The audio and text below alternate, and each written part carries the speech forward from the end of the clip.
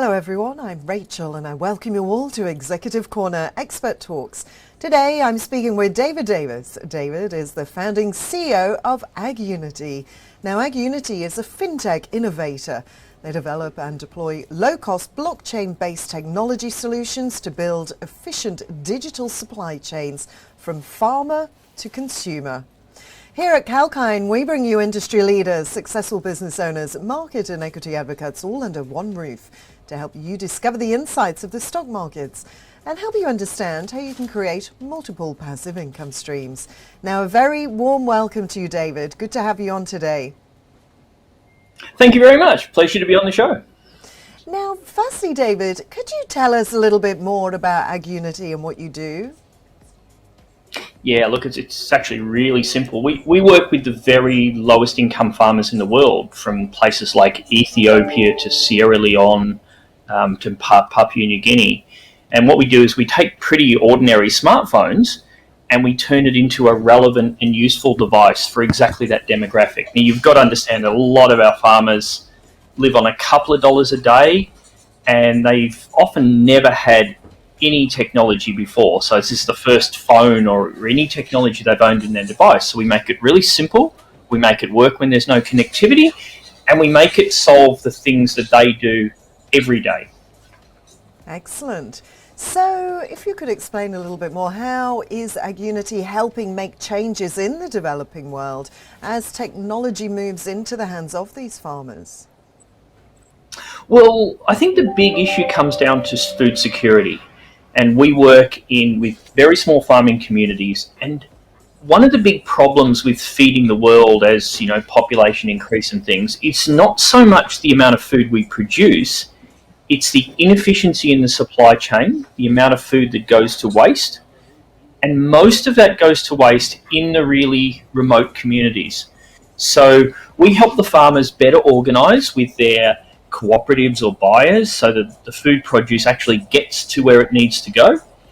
And we eliminate problems that the farmers have, such as needing to get cash on hand all the time. So our system is really like a record-keeping system for these very low-income farmers. So globally, David, are we making progress within food security, or are we going backwards when it comes to food security? In many ways, we are making progress, but we're also hampered by some really big challenges. And one of the ones we consistently see is the economics of small farming communities. It's really tough, right? Things like them getting a loan, they're going to be getting loans at anywhere from 30 to 50% and potentially from very dodgy sources. Now, if something happens very badly, some accident happens, a cow dies or something, and that farmer needs to borrow money, they can end up in a world of ongoing debt. Now, a bigger farmer would be able to get a loan at a reasonable interest rate. And what happens is you see these very small farmers sort of being consolidated into the big farmers, and that often doesn't turn into high productive land. That's often used like palm oil and other things that aren't really producing food for the future. And then you have a secondary issue where, because life is so difficult for these communities, they have a similar problem we have in Australia. They have ageing of the farming community, that the old farmers will stick around, but the youths in the society don't want to stay on the farm because it's no longer exciting. So we're addressing sort of both those ones in a different way, making the very small farmers still viable to stay on the land, and also for the youths, making it a little bit more exciting so they feel like they're using some modern technology in their working, and they can earn and they can learn more and be more productive as farmers. Excellent. It sounds fascinating. And as you know, recently Sri Lanka announced a national food emergency. When you do see scenarios like this, how can global entities help countries like Sri Lanka? Yeah, look, I'm very much in favour for the teach a man to fish approach, which I know is a well overused metaphor, but what we really need to focus on, because it is very possible, particularly in places like Sri Lanka, they need to be producing more at a local region. And COVID made that so obvious, that when lockdowns happened within COVID, and food wasn't moving around as easily because the supply chains were disrupted, you have food shortages all over, in all sorts of disparate regions and countries. If you're producing that food locally, which is totally possible, you've just got to encourage the farmers, make sure they're earning and make sure they're producing high value crops, then it can all be produced relatively locally, and you don't have those food shortages when disruptions occur or when there's droughts or floods. You can mediate that. And then the international community can do a lot more when there really is a situation like a huge drought or flood or something like that. You're putting out spot fires rather than fighting an overwhelming battle. And we do have to touch on the COVID-19 pandemic. What do you think is the biggest challenge that smallholder agribusinesses are facing because of the ongoing pandemic? Yeah, look, we see that. It's really about those supply chains. It's the challenge of the farmers, in remote communities. They're indigenous, so they're more vulnerable to it. They often do stay in their communities, but when there's disruption, they need to go take their produce into market and sell it. And so when COVID first started, we started using the applications to allow farmers to just indicate that I've got some produce, I need it picked up, and buyers could organise that, come into the village. So you're reducing the amount of exposure, because when that exposure was high, you saw great numbers of farmers moving around in desperation to get an income. It's very different to Australia, whereas we go into lockdown for 2 weeks, we'll survive. There's pain, I'm sure. But in countries like Ethiopia, if the farmer's forced not to travel for a few weeks for work, they could literally be on the verge of starving by the end of that 2 weeks. People are really dependent day to day on their income, and being able to still be able to operate when they're locked down or when they're unable to move as much, or when their buyers are unable to move as much, is vitally important in a pandemic scenario. Absolutely. And David, could you please talk about the significance of circular economies for food, and also tell me about your 𝐊𝐴𝐴𝐻 Innovation Challenge and what you aim to achieve with that? Yeah, so circular economies with food is very important, and it's also very important so farmers in remote communities have two problems. One, producing enough food for themselves to eat and survive, and their community to survive.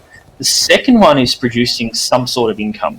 If they're not producing some sort of income, they can't pay school fees, they can't pay. So they often need to have some level of diversity of crops. The ones they eat locally, and then the ones they sell. The ones they eat needs to be going around in circle. The ones that they sell, they also need to be able to get a fair price for it. And that's the real problem we see with things like coffee and cacao. Farmers are really getting almost slave labour on the wages for those commodities, because there's so much pressure from the outside world to pay the minimum price on those communities. The 𝐊𝐴𝐴𝐻 is a bit of a different thing. AgUnity has built our platform to be like sort of an all-in, like the iPhone was for us 10 years ago, like the solution that does everything for a remote farmer. And we built that using sort of a plug-in applet model. And so we're releasing that framework now to allow other people to build on our platform. So, for example, scheduling vaccines or getting medical information or ordering things online. We don't want to be trying to do everything, and we don't want to try to be building a total solution for farmers. What we need is other people that have got these great ideas to be able to say, I'll build something and we'll put it on the platform and we'll have it interact with AgUnity, which is effectively their accounting and cash management system. And so then a farmer can, say, order a vaccine or order a solar lighting kit all through other services. And that's why we've created this hackathon-based origin background to the application. Excellent. And just finally then, David, how can people donate to AgUnity? So AgUnity is a for-profit venture. We don't donate, but we've recently created a digital token called 𝐴𝐴𝐴𝐻. And 𝐴𝐴𝐴𝐻 is crypto, like a cryptocurrency, but we've been very careful to make sure it's classified as a utility token. And we're selling the 𝐴𝐴𝐴𝐻 out in bundles, and this is a token that you can use to directly reward one of our farmers. We've got a site up called agrewards.com. And AgRewards, we have nearly 200 of our Ethiopian farmers up already. In a couple of weeks' time, we'll be putting our new Papua New Guinea farmers from Madang. And I'm very happy to say that of those nearly 200 farmers, about 140 have already received rewards via AgRit. And this is direct person to person. You buy some AgRit, you reward a farmer, they get 100% of it. And we can only do that because we already have AgUnity in the community. We already have a way of cashing out the AgRit. And so farmers are using that to buy solar kits and seedlings and things already in Ethiopia. And we'll soon have another couple of hundred farmers going live in Papua New Guinea. So that's probably the best thing, is to buy bundles of the AgRit tokens and start rewarding farmers. And, I think our farmers are up to about $17 each, which seems a little bit to us, but in somewhere like Ethiopia, that's very close to a month's income. And we've only been running this system for a couple of months. So we're really helping people change their lives. And you get to interact with the farmers, just see what a lovely person this is that grew your morning coffee. And be able to say, hey, maybe the coffee company didn't pay them a fair price, but I'll just do my bit and I'll pay them an extra 20 cents. And that'll means I'm acting ethically when I have my morning coffee, which I just think is a lovely way to connect with someone at the very far side of the world. Absolutely. It's such a magnificent cause. And it's been fabulous chatting with you today, David. Thank you so much for your time. Thank you very much. Thank you. And with that, I will sign off for today. Watch this space for more. Till then, stay apprised and invest wise with 𝐊𝐿𝐴𝐼𝐻.